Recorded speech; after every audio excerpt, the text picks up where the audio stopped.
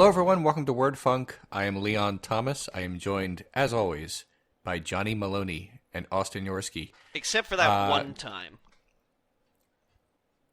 Were you? Was there ever a time then we couldn't do all three of us? I feel like I escaped one, because, oh no, I showed up halfway through. That wasn't even this show. That was the BT podcast, because it was called The Death of Austin Yorsky, I think was that episode, where I showed up halfway through and you guys spent the whole time without me talking about how I died. I just wanted I just wanted for a second to drive our lore masters to, like, their archives real quickly, as if, like, what one time? And then, like, you know, just furious scramble for a couple of seconds. I remember there was there was a time that Johnny was, like, very late or had to reschedule or something, and I was like, well, me and Leon could just do it. And Leon was like, absolutely not. I will not be alone with you for an hour, you idiot. And then, like, all your social media went explicitly offline so I couldn't contact you. Oh, my. Yeah. So I have a bunch of stuff to talk about this week, and there's a theme, which is stuff I think Leon might care about. So I thought that'd be a fun change. Wow. I always like Leon inclusive episodes. Yeah. Yeah. Sometimes there are long stretches in which there is nothing for me at all, which is fine. I mean, then that gives me a minute to, like, breathe and check my emails. That's fine. Mm-hmm. I don't want to stifle your creativity, but I do like being included. So you go right ahead, Austin. You have intrigued me. Okay. So the first thing, probably the thing we should get out of the way, because you literally just posted on social media about your video about it. I saw the film Swiss Army Man. Oh, nice. And you guys talked, like, effusively about it, and I was like, I really got to check it out, because when I first heard about it, I was like, oh, that seems like kind of a dumb gimmick. Oh, it's like the guy who played Harry Potter is a corpse, and he farts. Like, lol. But then you guys were like, no, it's really, really good. So I went out and saw it, and I know you don't want to get into too much and spoil your video. But while I did enjoy it, I don't think I liked it as much as either of you two. Can you guys articulate, like, for like the listeners maybe, like, what was so special about it to you? For me, it spoke to me on sort of a personal level, because the things that Paul Dano's character Hank would say about himself and about his relationships or lack thereof, and how he is incapable of speaking to other people, that hit me really well, and he articulated it in such a way, excuse me, that it sounded fresh, as opposed to someone saying, like, sort of platitudes about depression and social anxiety disorder and things like that. He said it in such a way that it was like, yeah, you know, it's like when people poop out their shit and then everyone is garbage. And just there's something about the way that they said it in such a way that it wasn't just that it was different. It felt like they weren't talking down to me about it. We were, like, speaking at a level that I connected with. Also, I just ship them, frankly. I thought like their friendship / romance maybe was beautiful. I was really, like, dawing the way throughout the movie. I was like, this is so great. Like, the end, I mean, without spoiling the ending, was, like, one of the most beautiful scenes to me. I loved it so much. When they were just staring out at sea at what had just happened, I was like, yes, I was, like, cheering, like, this is so amazing. Like, thank you for this movie. Thank you. So yeah, I'm all about this movie. It's also just, it's funny. You know, I mean, that's, you know, I don't mean to put down that for the fact that it is a comedy, but yeah, it is also funny. And I think the performances of Paul Dano, who I think is a great actor, and Daniel Radcliffe, who sort of went against type, I suppose, was pretty brave, I think, to do it. Yeah, I mean, those are my, like, I like this movie thoughts. I'll have, like, more elaborate, sad things to say when I do the episode. I like writing the episode without spoiling it. I thought it was going to be hard, but, like, a lot of stuff just kind of poured out of me. Yeah. And, yeah. I There's really a related lot. to the corpse. Oh. I mean, there's something to be said for actually bringing life to that role, right? Yeah, you know, like, but moreover than that, like, you know, one of the things that the movie kind of reminded me of was, being kind of like an inquisitive young kid who was sort of like fascinated with the way that the world works, right? And wanting to know more about the way the world works, and having that explained to you in a way like when I was a reasonably smart child, and as such, when my parents were trying to explain things to me about the way that the world works, I could always tell when they were sort of straight up bullshitting me, you know? Yeah. And you can, like, as a kid, you can kind of, like, harangue your parents and be like, no, come on, you know, like, tell me the truth. Like, come on, tell me the truth. Like, seriously, tell me the truth. I can take it. I'm, like, 7, right? I've seen some shit, man. And, like, one of the things that I really liked about the movie is it kind of reminded me of that, but it skipped all the middle bit to where it was like, let me explain to this naive character the way the world works. And, you know, being told things in such a way that it's, like, super colored by another person's experience. Yeah. And then, subsequently discovering that your experience with it will not be the same. That you know, what you may have believed, you know, the world would be like, or that life would be like, or, you know, any of the birds, the bees of this and that and whatever, because it does this kind of like weird, charming job of trying to concisely explain just like living, you know, just like what it's like to be a person hanging out. And is my voice doing weird things right now? Oh, you're definitely popping. You're popping, but Yeah. I just there's nothing I can do. No, I'm just gonna accept this it. is the problem that we're gonna have now that we're back to using everybody's favorite Skype, because it likes to fuck with my recording volume no matter what, and I will set it, and it won't. It's like, no, I'll do what I want. God damn it! Yeah, at a system level, it has access to things that it shouldn't, and even if you turn those options off, it decides, I think I know better. I'm Skype.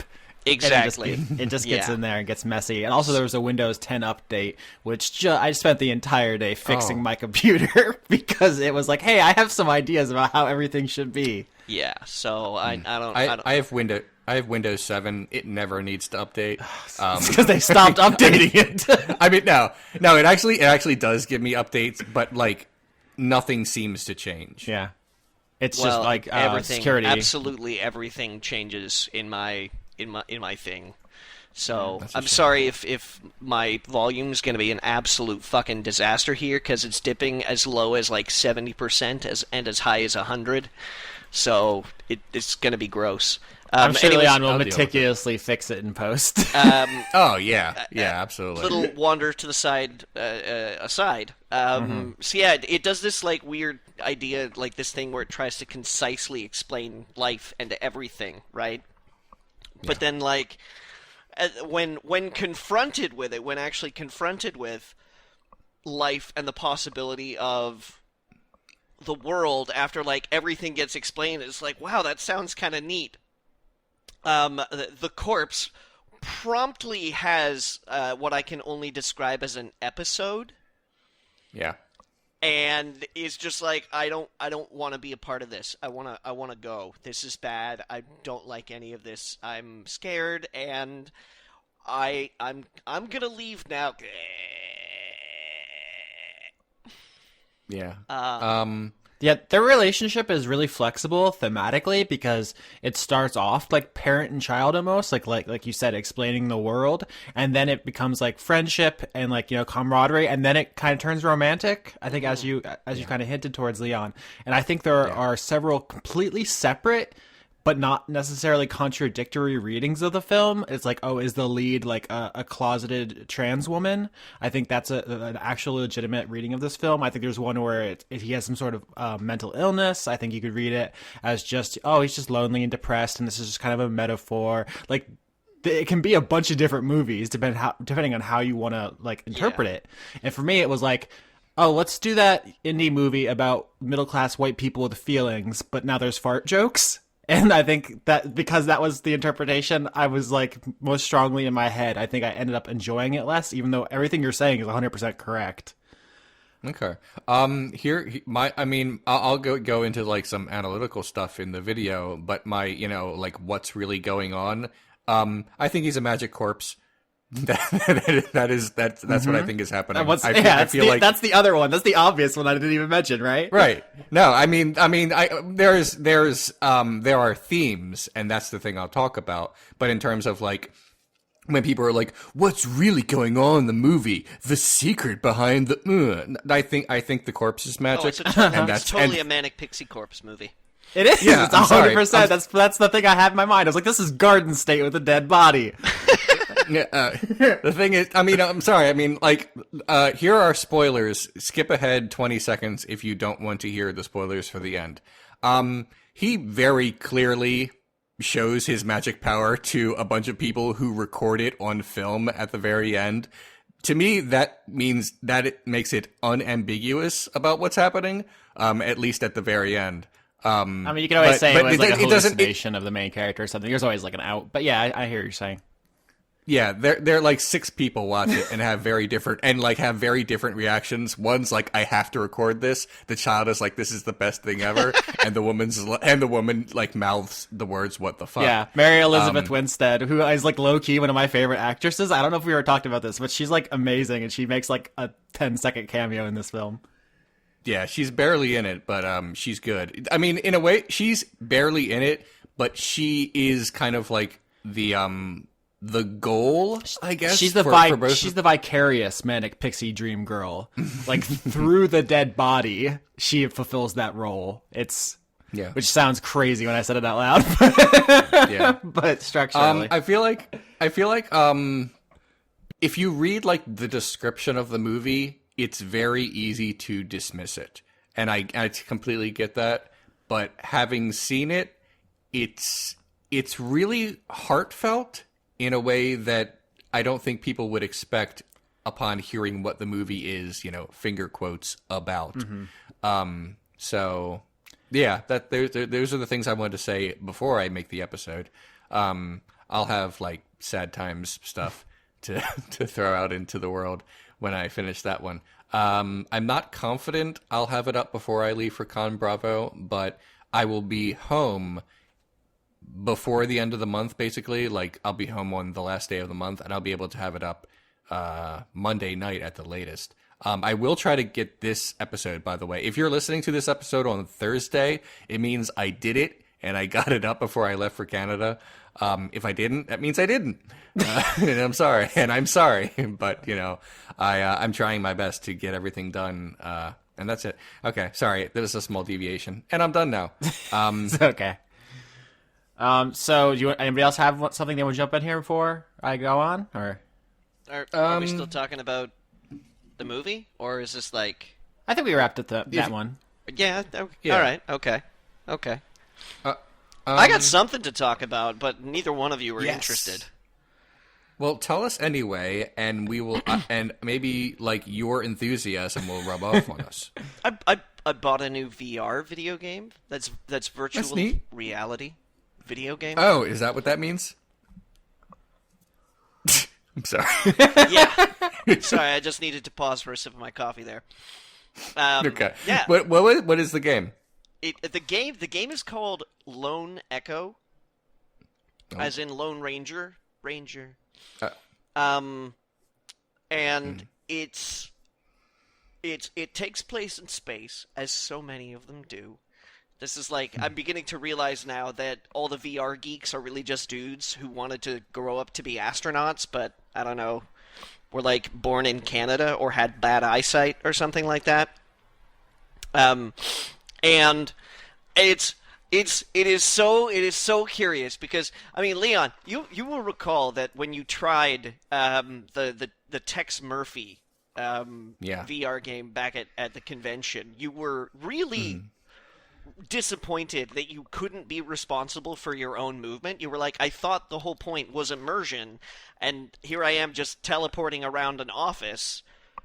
I was underwhelmed in a way I hadn't even counted upon. I thought I would just be like, oh, I'm in an environment and I feel like I'm there, but so what? Now what? But actually what it felt like was, I'm not even here. I'm standing here in the convention and I'm clicking around, and it was not good. Yeah. So Lone Echo takes place in space, in a space station that orbits the planet of Saturn. And I was really interested to try this because in space, being, even though a lot of people just kind of like right past this because they're like, whatever, it's in space, it takes place in zero gravity as well. So basically, there are two methods of moving about that at this point in time, like the hour worth of this game that I've played, allow you. And one of them is that you play this robot that is colloquially referred to as Jack. And Jack has little booster rockets on his wrists that you can point your hands in a direction and you press a button, and then for just a second these little booster rockets go pfft, and just start moving you really slowly in the direction that you point your hands. So in order to actually move anywhere with any real aplomb, you have to grab onto stationary objects and, like, fling yourself in a direction. So it's like, basically, every wall, every surface, there are, like, railings all over this space station and stuff like that. You have to, like, catapult yourself towards, with whatever degree of enthusiasm you see fit. And, like, and you stop yourself by grabbing onto things again. So it does a couple of interesting things. Number one, you always have, like, a full body, which is something that VR hasn't really, like, done in a lot of other games, because that's really weirded people out. When you, like, look down and see somebody else's body, they, like, a lot of the games like to be just like, oh, here are your hands, your weird disembodied hands that just float in the air and do fucking, like, are attached to nothing. I would love to see someone else's body instead of mine. Yeah, so you have an entire body that always kind of, like, drifts behind you. So you, like, grab onto something and, like, toss your hands and then let go of it, and you'll just kind of, like, careen, like, steadily, slowly through this, like, zero-gravity atmosphere. And then, like, you have to stop yourself by grabbing onto things, right? So I have, like, a lot of people say, they're like, well, I do okay in VR, but the moment I take my headset off, I feel kind of weird. And I mean, I've talked in the past how there was, like, only one instance I ever had in VR that really gave me the wibblies in the stomach. And this did not do it. I was okay. They had this, like, really subtle HUD that kind of exists around your face, and, like, you're wearing a kind of a really tight helmet or something like that. And I never really felt like I was gonna lose my meticulously crafted dinner. But when I took this headset off, after careening around in this, like, zero friction, like, just momentum fest of zero gravity, I had trouble walking.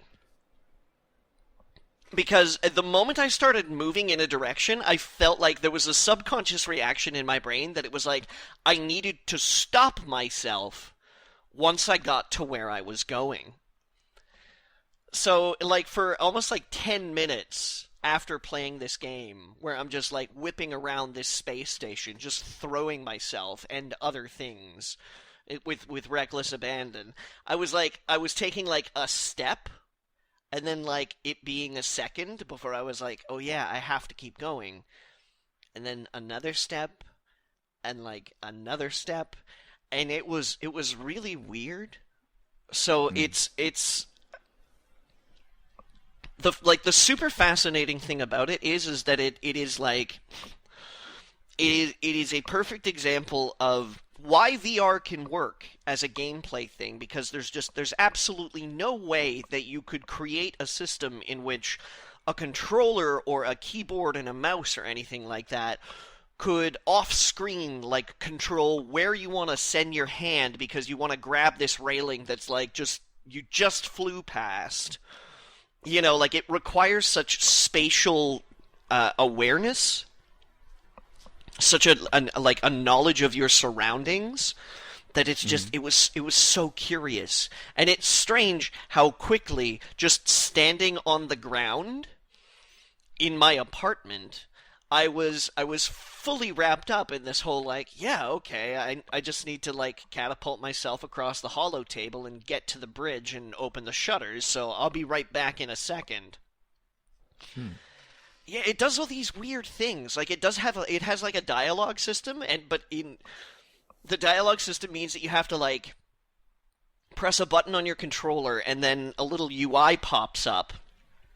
And then you physically have to, with your finger, like poke the dialogue option that you want to respond with. So like it still has Sorry? What is like I'm trying to picture this game in my brain space.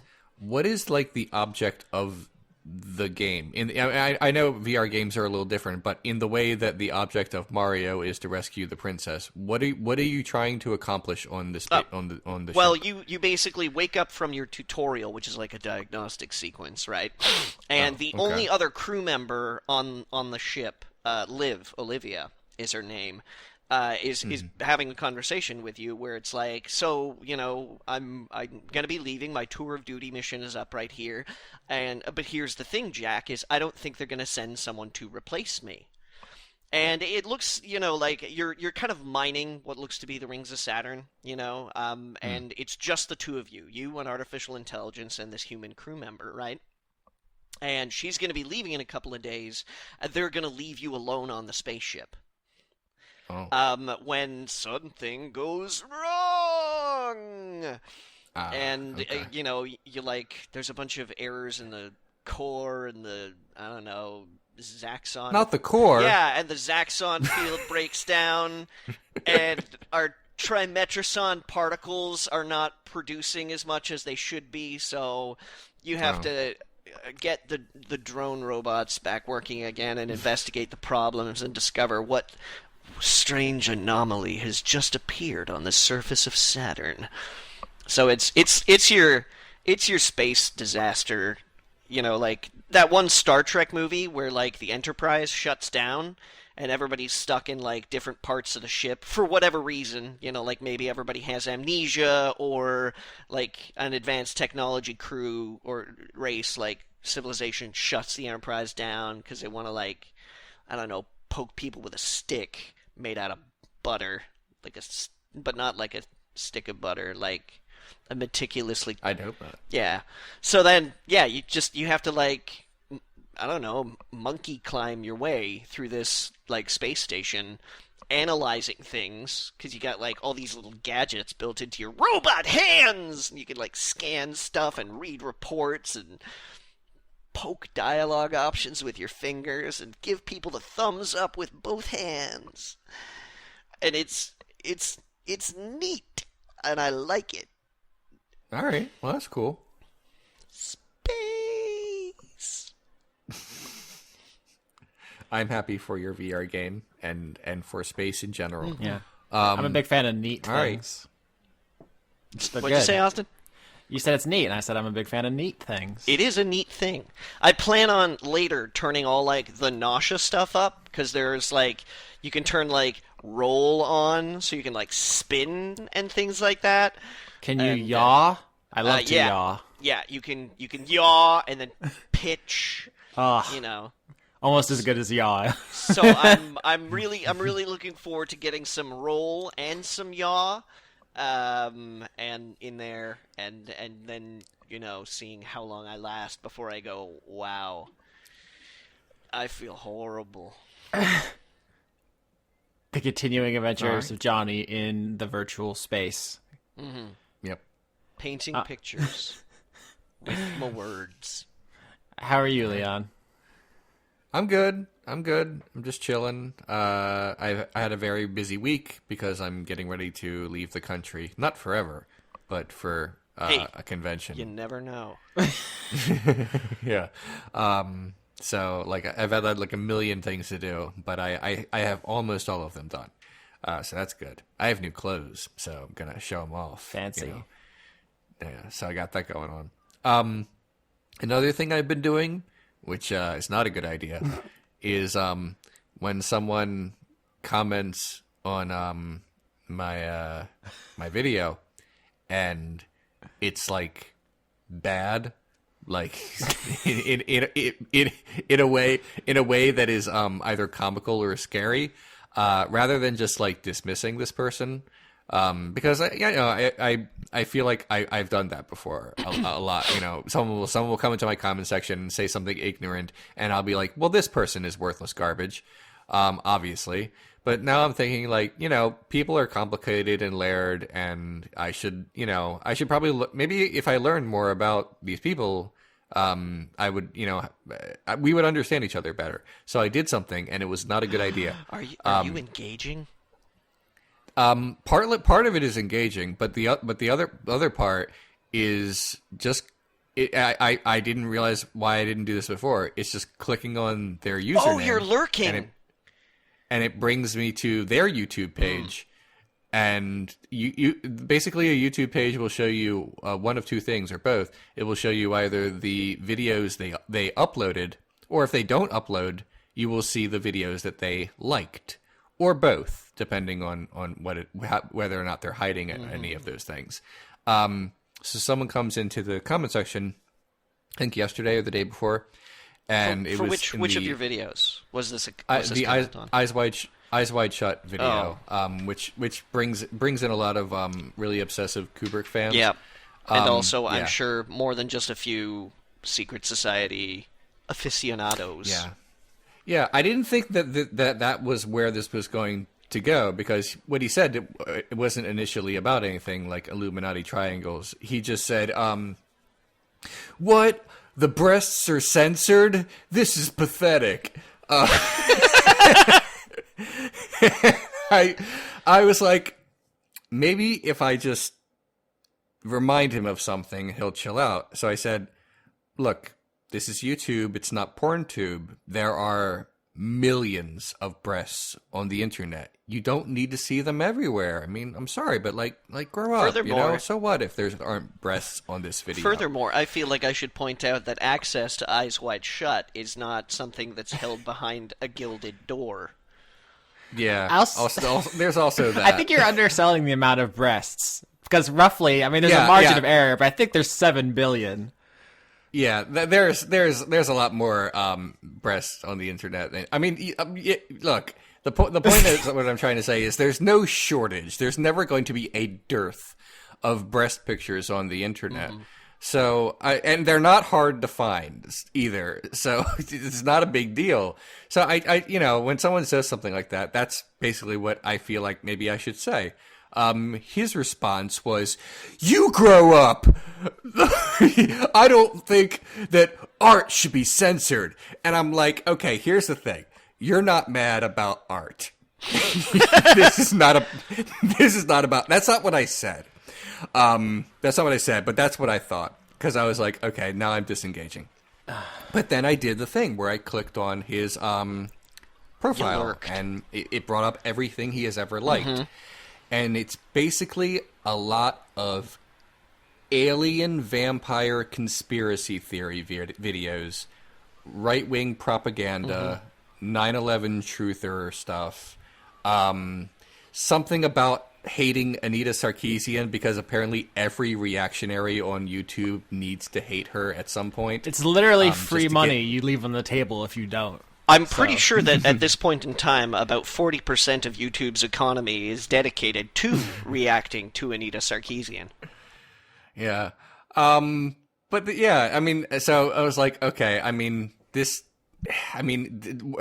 as I'm looking through it, I'm like, yeah, but should I still dismiss him? Is this just confirmation bias of what I thought about his trash ideas in the first place?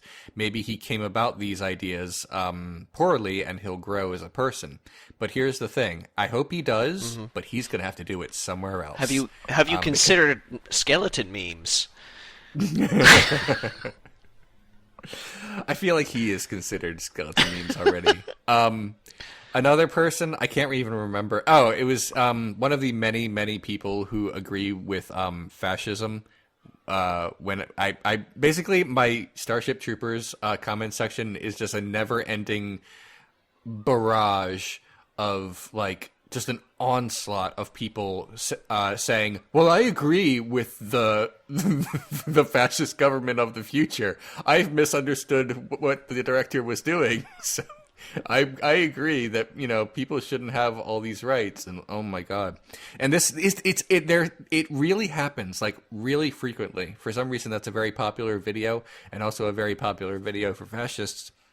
And I clicked on one of their profiles because, again, I make bad decisions, apparently. And it's hundreds of videos, and they're all about tanks. like there is no deviation from it. They're like hundreds of videos. I keep scrolling down, and it's like, load more. And there's just more and more about tanks. And I was like, okay. I mean...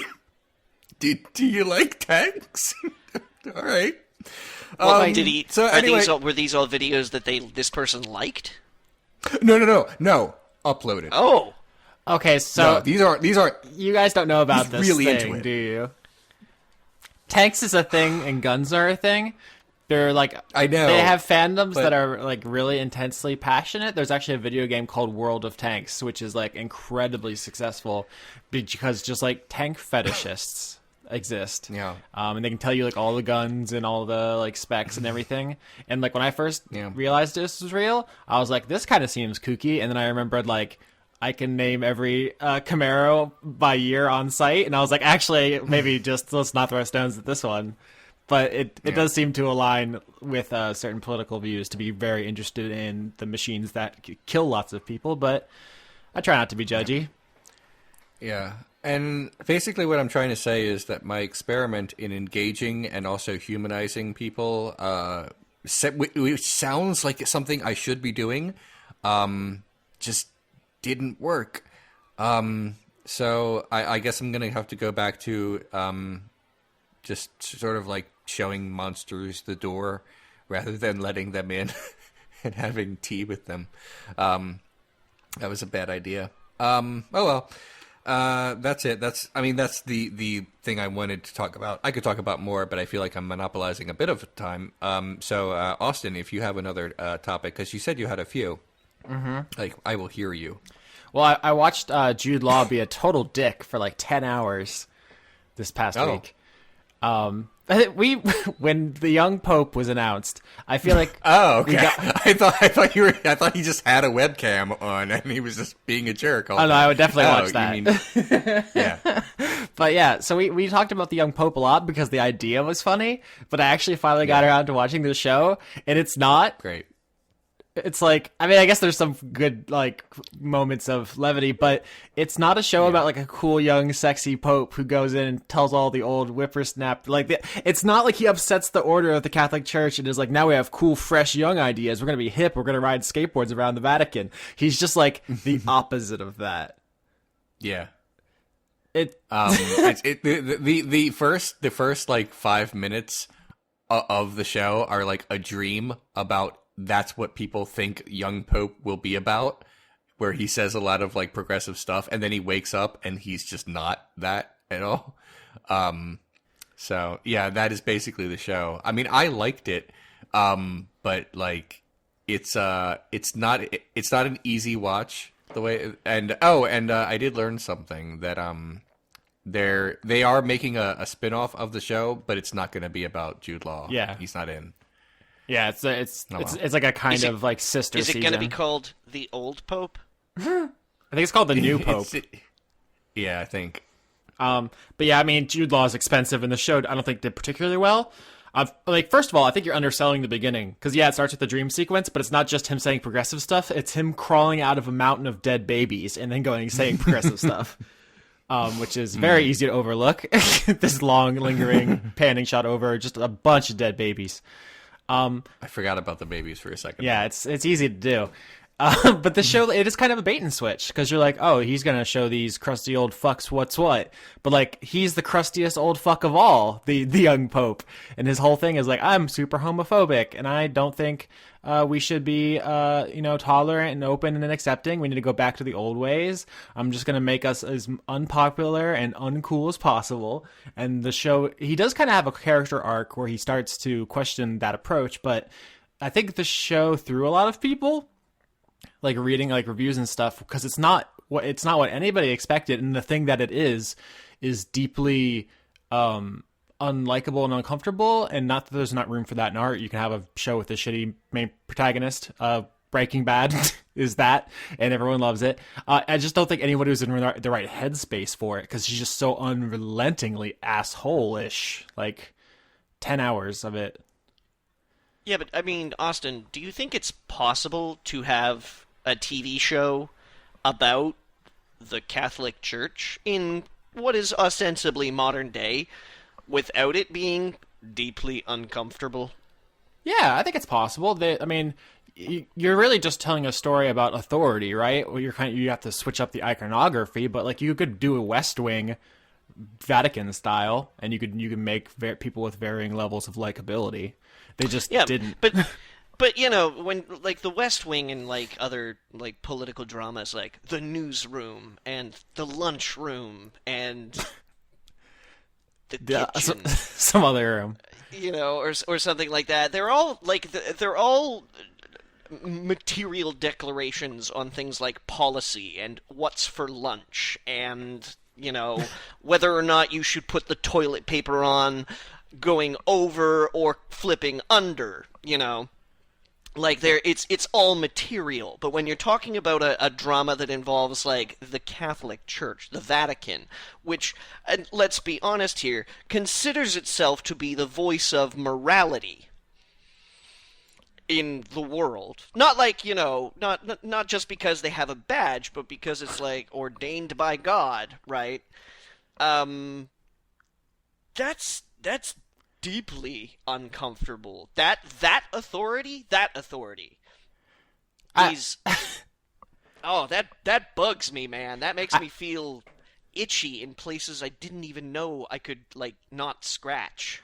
I hear you, Johnny, but I would direct your attention to the Twitter account of the President of the United States, who today declared, "We do not worship the government, but God," all caps. Yeah. I don't know I think, frankly, we're kind of in young Pope territory with the current administration. It's fine. Like, listen, it was always going to get political. This is a show about the Vatican. But there's a couple things I wanted to hit on this. One is that I'm very shocked by the way it's filmed.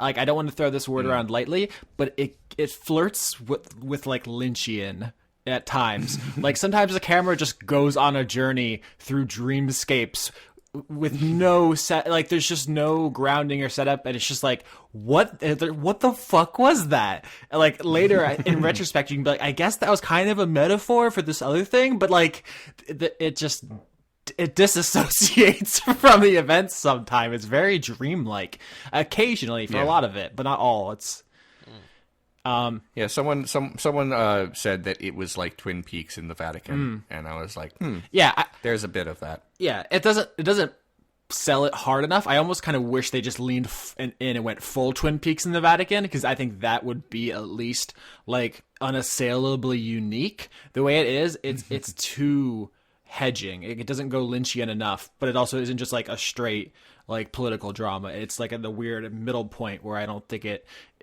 commits to either fully.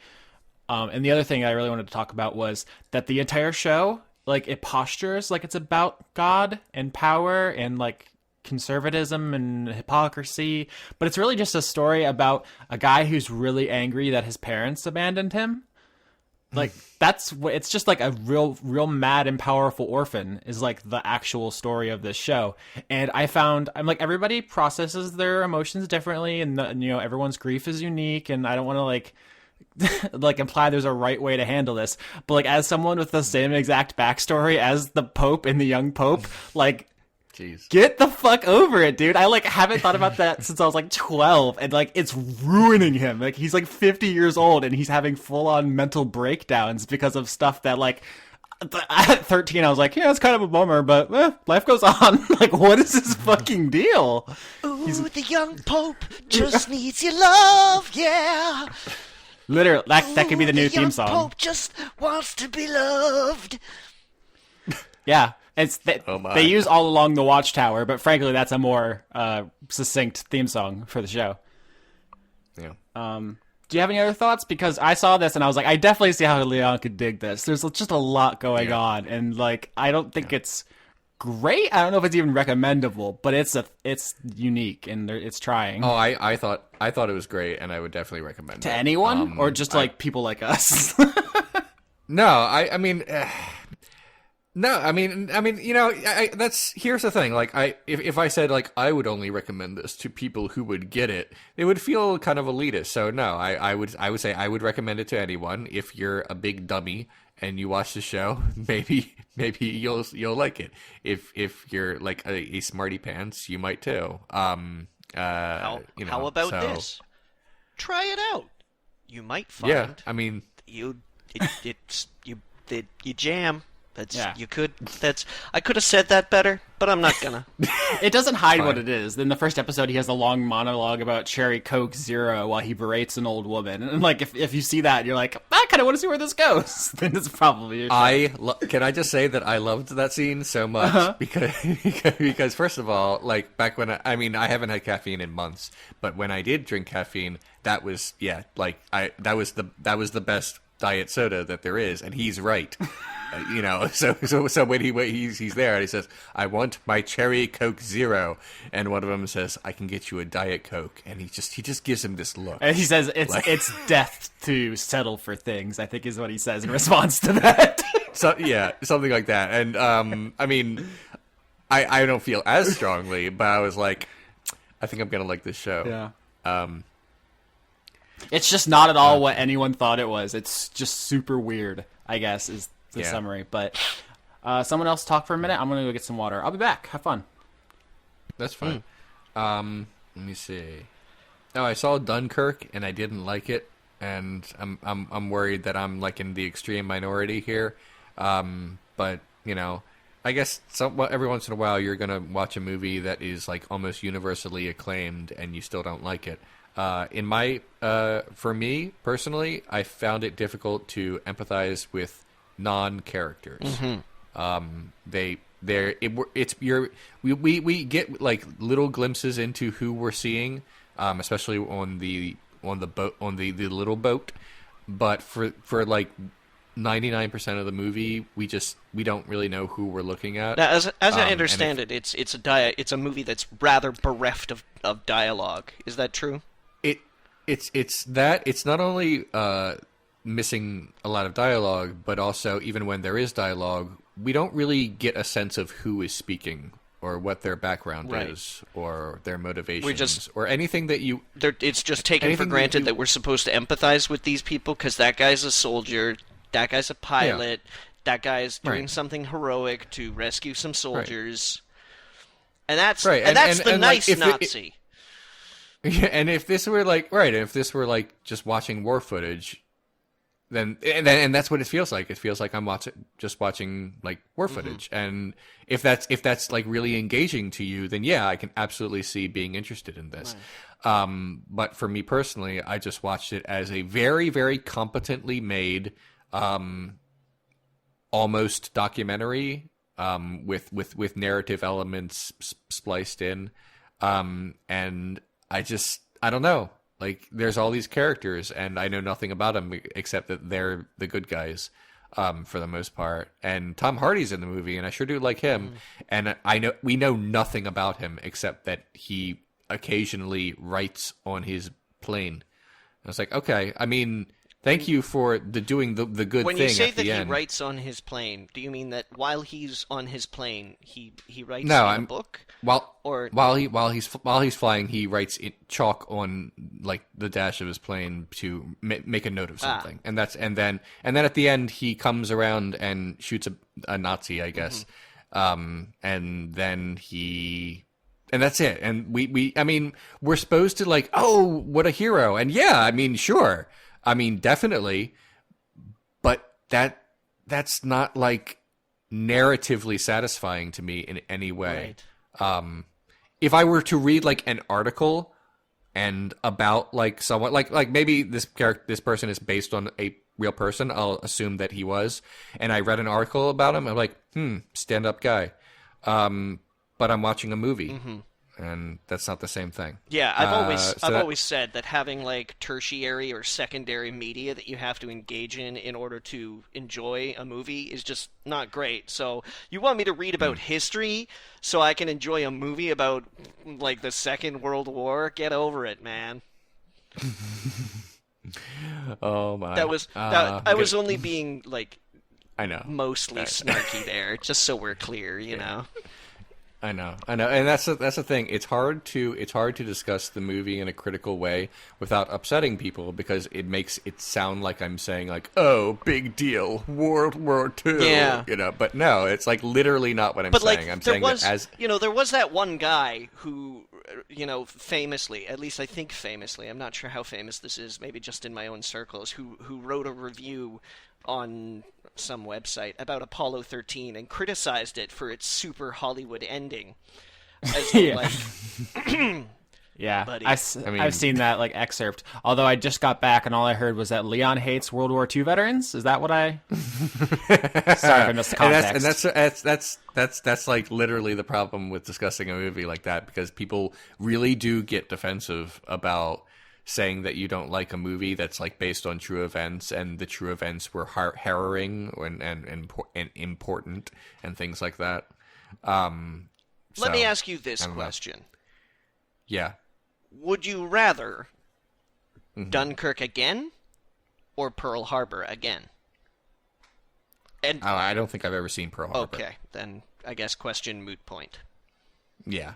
I don't seek out bad movies as a general rule, and I hear that one's a stinker. Wait a minute. Have I seen that? It's Ben Affleck, right? Josh Hartnett, Alec Baldwin, and Cuba Gooding Jr. Okay. Yeah. Now that I think about it, no, definitely I have not seen it. Yeah. Okay. That's what I wanted to say about that. I'm done. I'm done with the talking. I have other topics, but I don't know if they're interesting. Anyone else have anything before we do questions? No, I'm good. I think this is going to be a shorter episode, A, because you got to do a quick turnaround, hopefully, and also because I'm melting. It's infinity degrees in Florida, and I have to turn off the air conditioning to do this podcast. If I survive, it'll be a miracle. Okay. Well, we can jump into questions early. I don't mind. Yeah. I'm sorry that you have to suffer for my art. I was going to give it a moment for dramatic pause to describe exactly what we were doing here, but, I mean, if you just want to jump right in and call it art, then I'm not going to stop you. I checked the temperature in Hamilton, Ontario, and it is approximately 10 degrees less than what it is going to be here. So I'm very excited about this. Yeah, that does sound pretty exciting. All right, so first question from Cosmignon, Thank Master General. Austin, what is your hot take on the court case of the U.S. versus US V450 ancient cuneiform tablets? I don't know if that's actually the name of the court case, but so the Hobby Lobby's at it again. You know, they're back on their bullshit. Are you guys familiar with the backstory of this? I am, but I'm also happy to say that Hobby Lobby is a distinctly American institution. So, as a Canadian, I don't have to deal with their bullshit. It's distinctly American, but it's also like I've never. I need to jump in really quickly because something has just appeared in my neighborhood, and I need to verify with you guys if this is indeed what I thought it was. Papa John's. All right? Better ingredients, better pizza. Yeah. Okay, all right. Yeah. Now, Papa John's. Is Papa John's a place where you go to get a pizza that isn't cooked yet? No. They make it fresh right there. Okay, is there a place in the States where you go to get a pizza and then you cook it at home? No. The supermarket. No, I swear to God, there was like a chain of places that I thought it was Papa John's, but it's not, I guess. Also, Papa John, the guy, is like a crazy sloppy drunk. Oh yeah, yeah. I remember him saying some time ago when the ACA was passed that he was like, tons of people are gonna lose their jobs and I'm gonna have to close my company, and I'm glad that hasn't happened, Mr. Johns, because I mean it's nice to see business expanding into universal healthcare markets. I didn't know that he was a sloppy drunk, but I imagine that's where the name came from. Like, he was just got, like, blitzed one night, and he was like, everyone call me Papa John from now on. It's like, whatever, just give me your keys. Papa Murphy's. It's called Papa Murphy's. I'm sorry, I'm totally hijacking this here. Papa Murphy's, a business based in Vancouver, Washington, United States, is a take-and-bake pizza company. It began in 1995 as the merger of two take-and-bake pizza companies, Papa Aldo's Pizza and Murphy's Pizza. So I guess there really was no Papa Murphy, but, I mean, maybe Papa Aldo and Murphy got married, and then they both became Papas, so... the company and its franchisees operate more than 1,300 outlets in the United States and Canada. It is the 5th largest pizza chain in the United States, and orders are available by walk-in, order online, or call-in, and you basically go in and you get uncooked pizza, and then you take it home and you bake it. Okay, I don't know, man. For somebody who's like, I really want somebody to make most of the food that I'm gonna eat tonight, but not all of it, right? Like, you still want to say, nah, I baked it myself. And then, like, wink at a camera that doesn't exist or something like that. Okay, I'm sorry. Like, that just...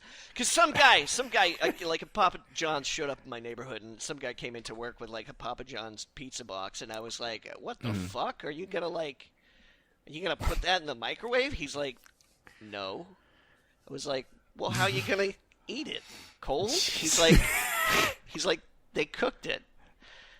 Canada is so mysterious. For the record... I was confused, all right? Yeah. Papa John, that's not his name. His name is John Schnatter, and he is an evangelical Christian who gives money to the Republican Party. He supported Mitt Romney and Donald Trump, and he is a human garbage bag, and there are a lot of pictures of him just fall down drunk on the internet, if you're interested. Mm-hmm. Oh. So I'm not gonna. I know this about him because, like I said, when the ACA was announced, he was all like, "I'm gonna fire tons of people." Just like Hostess was like, "We're not gonna be able to make Twinkies anymore," and then they did it for like 3 months. They were like, "Yeah, okay, fine, we can keep making Twinkies." I guess not selling anything turns out to be a really bad business model.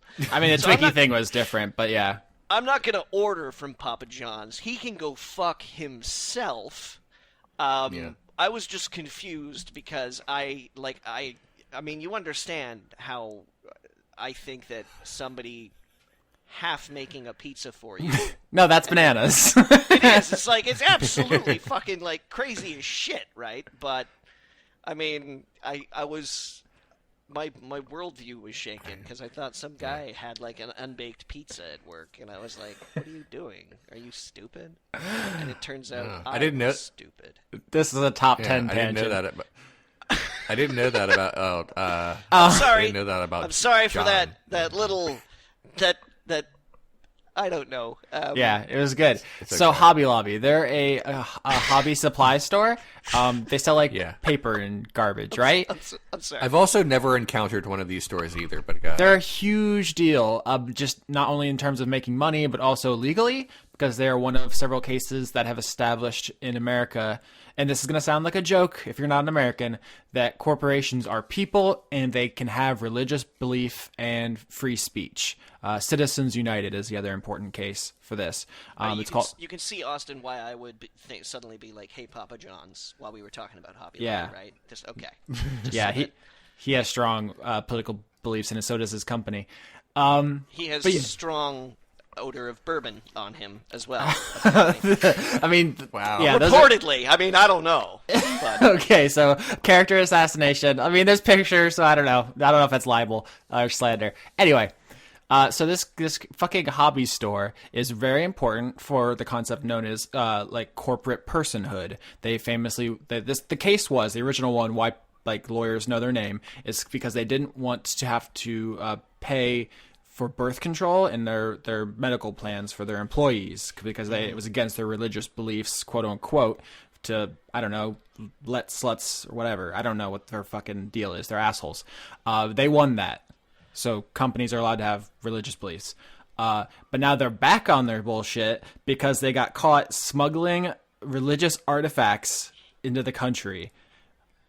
Like this. What religion? Like, I mean, Judeo-Christian. They came in. I know, but I just for like a brief moment there, I was hoping it was going to be some crazy wackadoo like voodoo stuff.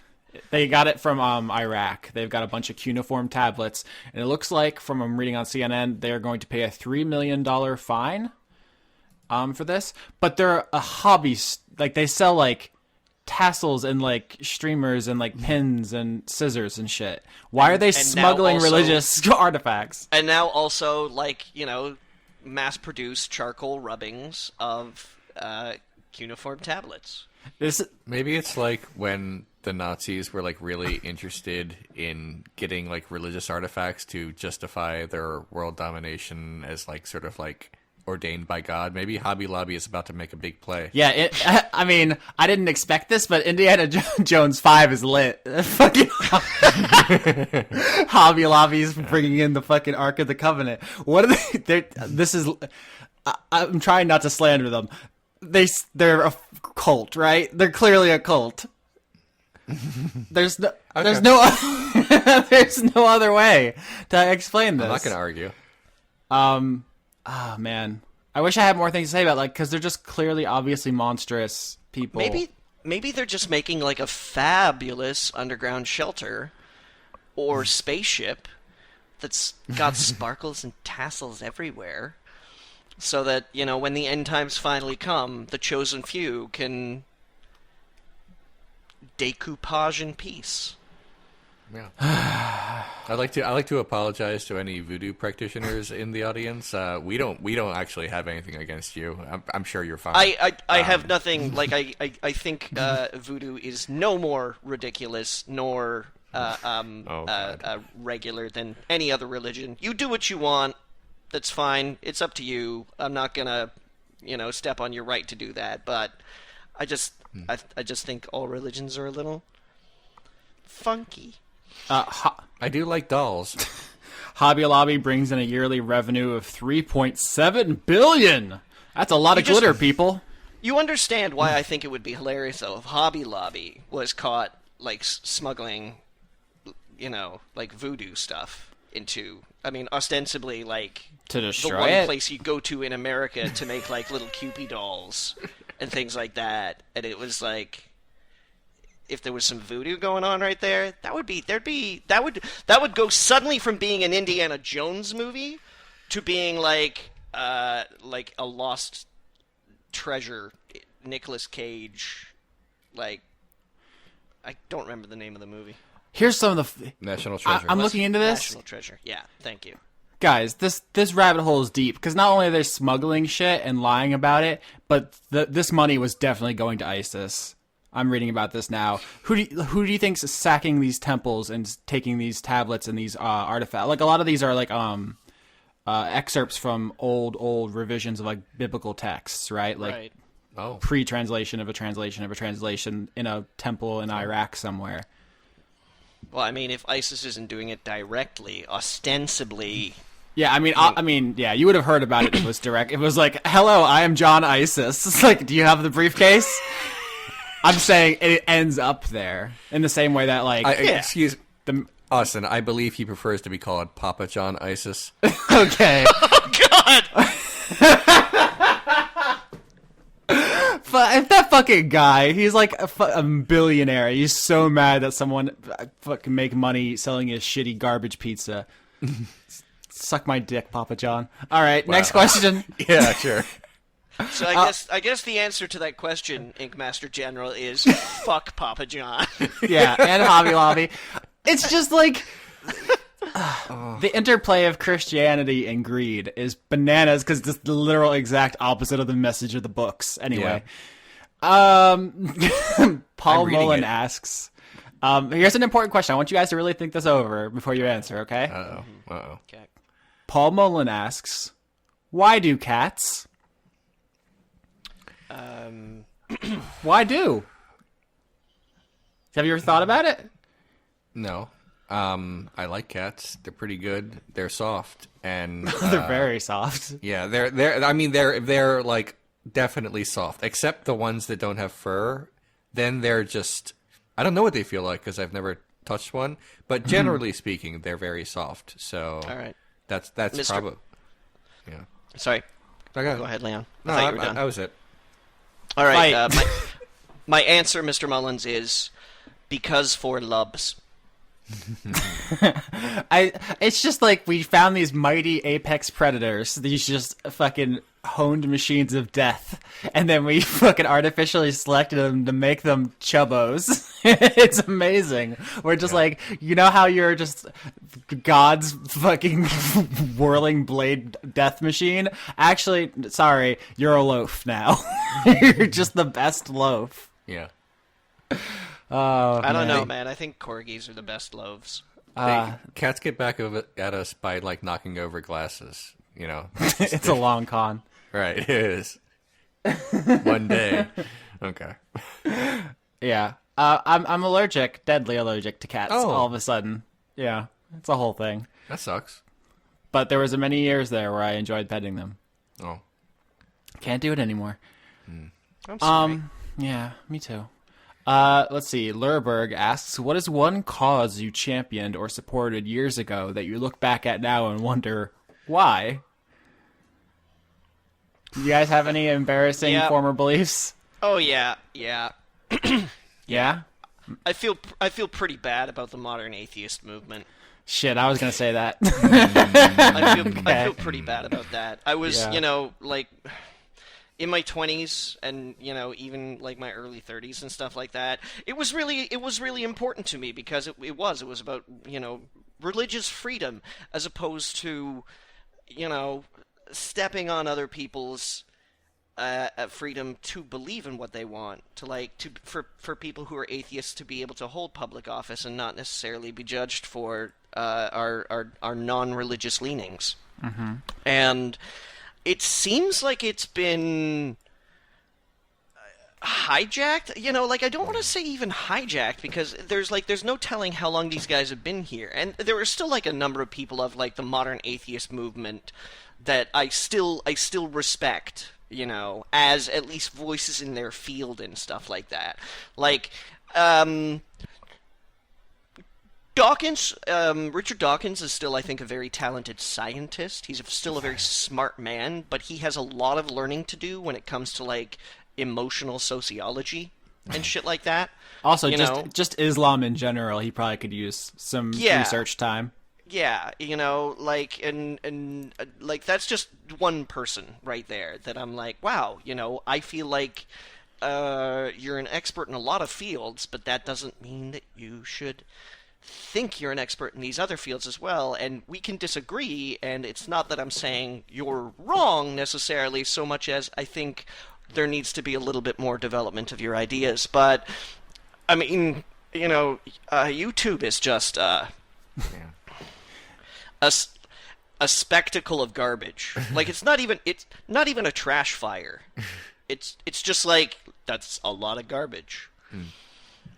There's synergy here between the atheist stuff and the free speech crusader movement. I don't know what you want to call it, but I would say growing up that I would say one of my defining political beliefs was just in the concept of free speech.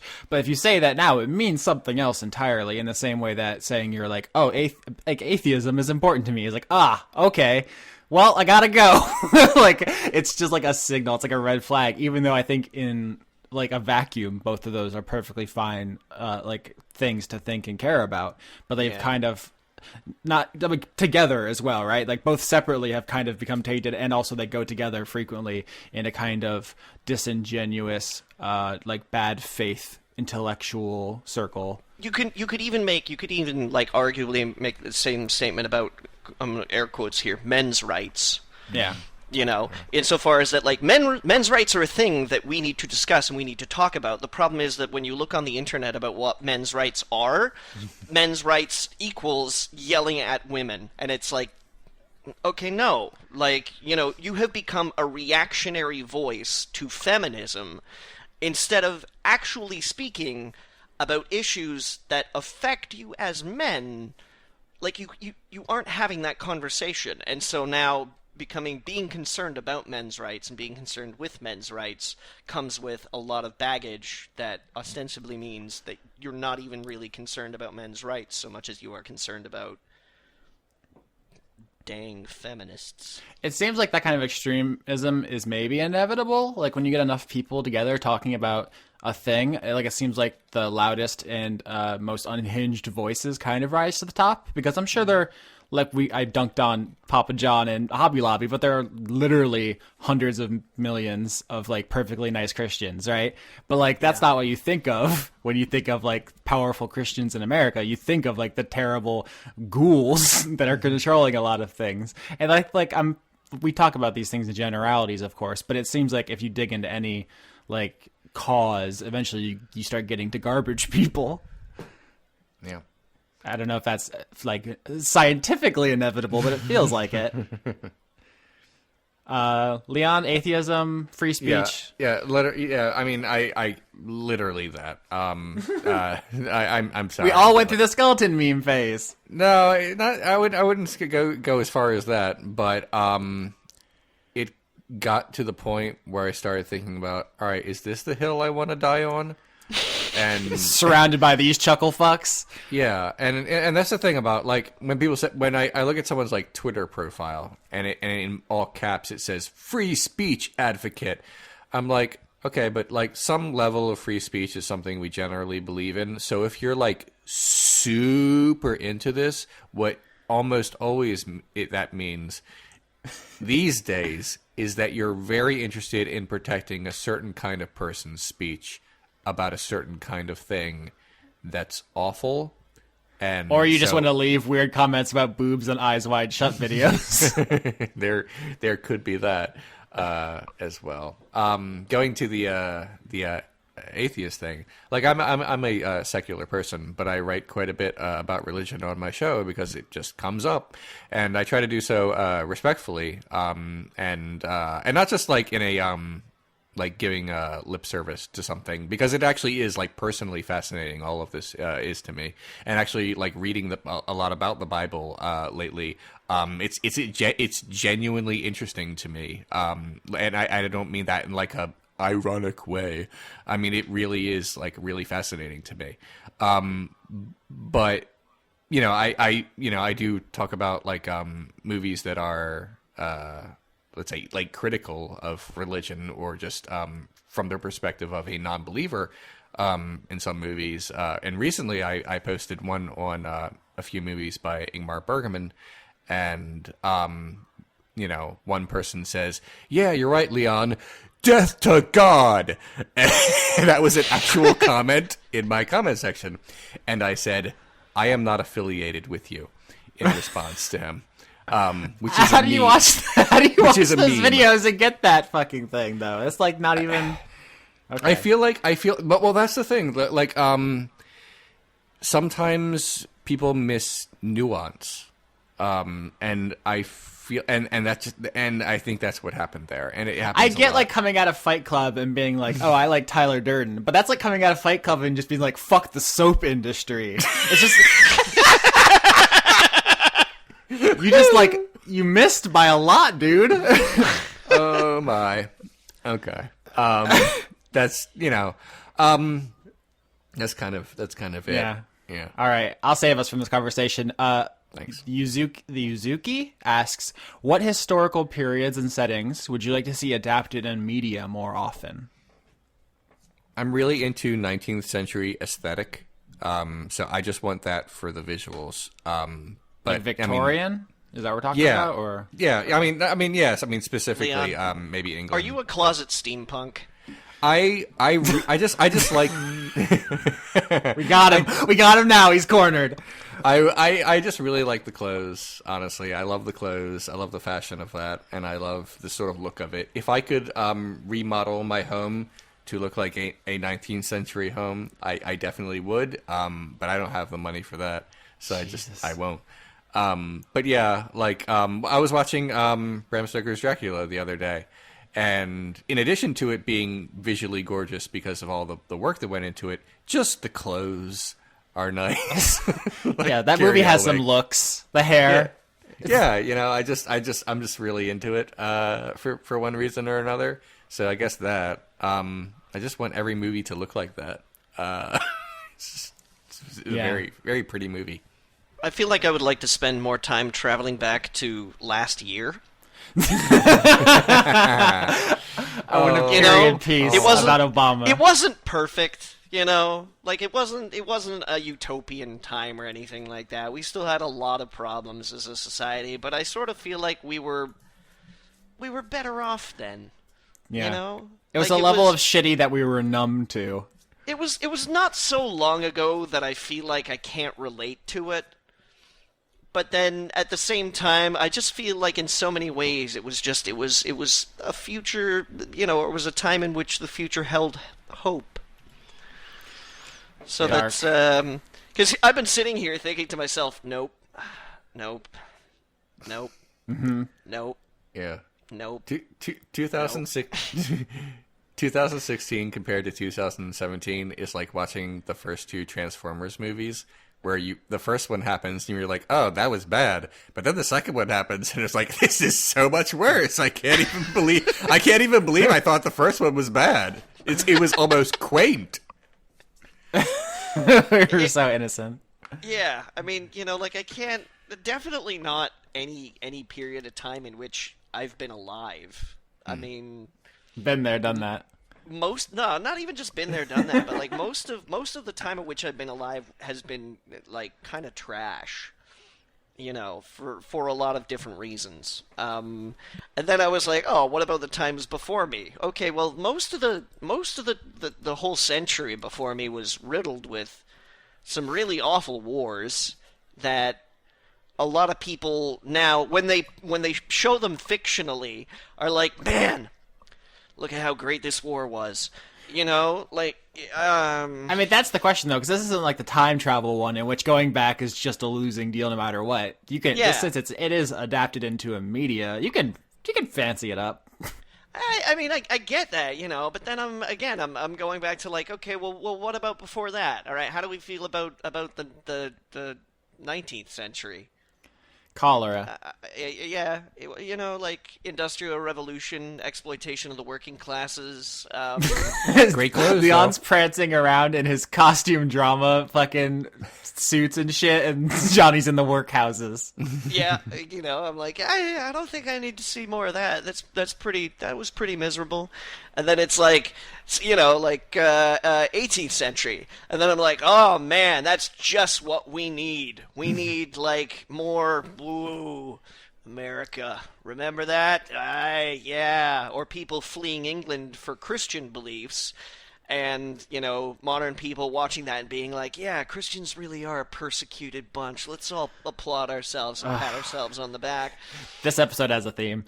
You know, it's just like every era that I go back. I guess what I'm trying to say is that I would, as long as it wasn't Western-centered, you know? Mm-hmm. Like maybe more like War of the Three Kingdoms in China, you know? Yeah. Or like Japanese Revolution, or even Russian Revolution. You know, these are some.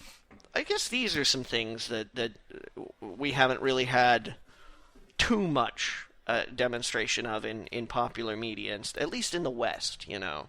Yeah. That's my kind of boring real answer. Like, I didn't think of any like funny good one. It's just that we haven't really seen a lot of media about like pre-European contact Native Americans. Like I took a class in like the native tribes of Florida, and I think it'd be interesting if there was like a movie about like the Creek or the Miccosukee or the what we call the Seminoles. They didn't call themselves that. That's not their Actually, word. now that I think about it, like it would be nice to see something about the Métis in Canada, the Métis Rebellion particularly. But I mean, I don't think that there's anybody out there that I would trust to be able to do it properly. Yeah, that's the question, because to get the budget to do it right, you would have to get, it would get studio hands on it, and then they want to start hiring white people, and then you lose it. So and, they're out the window goes nothing about us without us, and yikes. More fun question. Silent Wind of Doom says, favorite Disney prince? It's the counterpart to the question everyone really liked. There aren't a lot of good ones, and they all suck is the thing. I mean, if you stretch the meaning of prince to their branding and not the actual literal meaning of the word. I mean, I guess Aladdin, but, he's kind of a dick. He does, he lies a lot. I mean, he gets better, but... Yeah. I like Charming from Cinderella. I like that guy's work ethic. Yeah, he got it. He gets like half a date with this honey, right? And he's like, I have to see her again, and it's like, all I've got is a shoe. And can you imagine, like, how many feet he had to, like, stick his face into? I guess, actually, no, he didn't go around and do it, did he? No, he delegated. Yeah, he delegated. Nah, if he went around and was, like, sticking his face in the feet of, like, every Sally, Jane, and Haley that just I mean, came you around. don't know what he's into. I mean, like... Fringe benefits, maybe. Maybe. But then you're just, you're double dipping. You're like, I get to see her again, and also... Feet buffet, perks of the job. But nah, so, okay, he didn't go around. He didn't put his elbow to the tennis racket and hit the grindstone, as they on say, a treadmill every Tuesday. Maybe Prince Charming didn't even care about Cinderella. Maybe that was all just like an elaborate ruse to touch more feet. What a crafty bastard. Again, he didn't do it. Oh, maybe. All right, maybe. Here's the thing. Maybe he was like, that night he's like, well, if I tell my dad I'm looking for the girl with the glass slipper, then he's going to get off my back. Because I could be like, oh, I haven't found her yet, Dad. She was perfect. Oh, she was my one true love. Meanwhile, I can still just, like, fuck around and drink and, like, go to the club and play polo or some shit. Like, maybe he never thought he was going to get that. Maybe he thought she was never going to show up because that was such a fucking long shot. I'm looking at a list of Disney princes, and these are some flawed dudes, and, like, boring, obviously, but, like, Aladdin's a liar, Hercules is totally full of himself, Kuzco threw an old guy off a cliff, like, all these guys suck. They're not great. It's not a good bunch. I think the best one I could see here is the guy from Mulan, but if you had put a gun to my head before this conversation, I could not have given you his name. Damn it! No, you're right. He was also kind of a sexist jerk, though, wasn't he? Well, yeah. I mean, that was the time, but I don't really feel like excusing that either. I mean, fucking John Smith. It's like, yeah. Ugh. He's like 60 in the real story. He's the worst. It's very bad. Yeah. Can we just all say none of them? Sorry about this terrible answer. Oh, I found a list on the Disney Wikia, a list of unofficial princes. The unofficial Disney princes are as follows: Mickey Mouse, Donald Duck. First of all, no. Bambi. Nope, it's Bambi. Sorry, that's the right answer. Okay, no, I got it. Darkwing Duck. I gotta go with the Beast. Yeah, I mean, he had anger issues, all right, but he was substantial, and he had a fucking library. Simba's not bad. Like I'm not above using a man for his access to books. Yeah, I mean, he was definitely a prince. I mean, that was the whole movie. Him waiting to be king, as he said so in the song. Yeah. Furry Robin Hood. Remember? Yeah, but he was lazy. Wait, what? He was lazy. He like laid around all day and just like whistled and sang songs. He didn't whistle. The rooster whistled. What are you talking about? Get your shit straight. I seem to recall specifically him having a whistle at some point in time in the song. I'm not saying he never whistled. I'm just saying that. Look, you know what? Robin Hood's important to a lot of people. They're very foundational. Sora from Kingdom Hearts is on this list. Disney Wikia, what are you doing? Sorry, I'm just down in this muck now, and I'm just fascinated by their criteria. Captain America. Jack Skellington. Yeah. Is that Disney? Yeah. It was. They just when they distributed it, they branded it on one of their lesser things because they were worried about stuff. I'm saying, okay, Chris Evans is Captain America. We could go to the gym together. He would be a great workout buddy. Yeah, Disney owning Marvel kind of opens that up.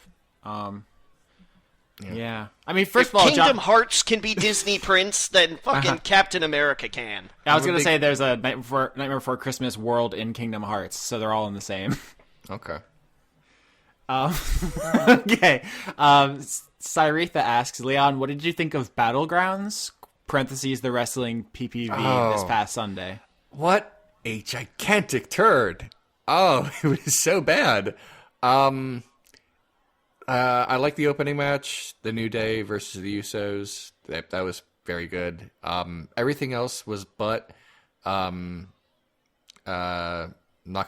versus Baron Corbin was very bad, which is strange because Nakamura is very good. But they just have no chemistry. They had a better match a couple days later on SmackDown, but even so, I would like him to do other guys instead. And Styles versus Owens was okay until they botched the finish. They this. I guess this is a fun thing for people who did not even watch wrestling, but wrestling is predetermined, as we all know. But sometimes they screw up, and they screwed up during the pay-per-view, and someone else became United States champion by accident that night, and it was like, and they realized they screwed up, and so 2 nights later they changed it back, and they had a rematch to give it back to him. Oops. Wait, how do you screw up a scripted event? Because someone it was apparently the referee's fault. Basically, it's like this: you need to kick out before at 3 because the referee needs to maintain the illusion. If you're supposed to kick out and you don't, the referee can't just put his hand down at 2.5 and say, I wonder what's under my fingernail. He has to hit the mat for the 3, and at that point it's like, well, the audience saw us, so we have to do. So is the referee's fault? Is he fired? There's actually a lot of confusion about whose fault it was. I don't know the full story yet, but because if I was the referee and I was doing a fake count that I knew they were supposed to kick out of and they didn't, I would fake a heart attack. Oh my! But yeah, it was a very, very bad show. The main event was called a Punjabi prison match. And it was just atrocious. The guy that they have the WWE Championship on right now, named Jinder Mahal, is fine, but he is not good at anything enough to be champion. The belief is that WWE wants to tap into the Indian market because there is 1.3 billion people who live there, apparently. And so they put the WWE Championship on their biggest Indian star, and he just happens to be not good. So that's a shame. I don't have anything against him as a person. I'm sure he's fine. But how do they think they're going to negotiate the pivot from pro, let's be honest, nationalist pandering? Oh no, Austin. It still is. He's a heel. He's a bad guy who says anti-American things, but he is still beloved in India because the announcers from India speak about him in glowing terms. So to them, he's a good guy. So it works. Oh, I get it. Okay. Yeah. Much in the way that Bret Hart, when he turned heel and said anti-American things, he was still beloved in Canada. Yeah, it was a very, very bad show. Yeah, that's it. Last thing I'll say about wrestling, R.I.P. Daryl. For those who don't know, Daryl is a stuffed animal that a wrestler would bring to the ring with him. And in New Japan Pro Wrestling, Hiromu Takahashi's stuffed animal, support cat Daryl, is just so beloved by the fans. But then a bad guy named Bad Luck Fale ripped him up and threw his stuffing on top of Hiromu. And the fucking hate that guy already. The crowd gasped. Like, no one was expecting this to happen. It was just very sudden. And, like, pro wrestling organizations are, like, writing RIP articles and making, like, press releases. Like, we apologize. We originally marketed Daryl to come to our show in 2 weeks, but apparently Daryl is dead, so he will not be making an appearance at our show. We will accept refunds. And it's, like, it's a whole thing. So that's a very good heel move, because I'm mad. Oh yeah. Thinking he it's like people are genuinely upset. It's very hard to get pro wrestling fans like legitimately angry at a heel, because everyone thinks they're above it at this point, but like people are not cool with this. Yeah. So I'll stop talking about wrestling now. And I guess we're almost out of time. So is there anything you guys want to say before we go? After doing some like deep emotional inventory this week, I have discovered, guys, that cabbage is an emotion. Uh-oh. That's interesting. That feels like an outro line that we get all snuck up on me. I just want to shout out real quick. Dark Kent Reltnark asks, have any of you played the Daddy Dating Simulator? Will Leon play it eventually? Do you guys know about this? Oh, yes. I know about it. I don't play games anymore. Sorry. Okay. There's a game called like Dream Daddy Dating Simulator, and it's made by people affiliated with the Game Grumps YouTube channel. They're pretty cool guys, and I am interested in it. We don't have time to talk about it, but if you don't know, you should look it up, because it's like a gay dating sim with like a good sense of humor. And I haven't played it yet, but my understanding is you're supposed to laugh with them, not at them. So that's good. It's like a comedy, but like actual like queer romance stuff. So cool. I've heard it's very relationship positive, which I like. That's good. All right. We did a show. Again, against all odds. All right. Desync, I guess. Okay. All right. 1, 2. Fuck Papa John.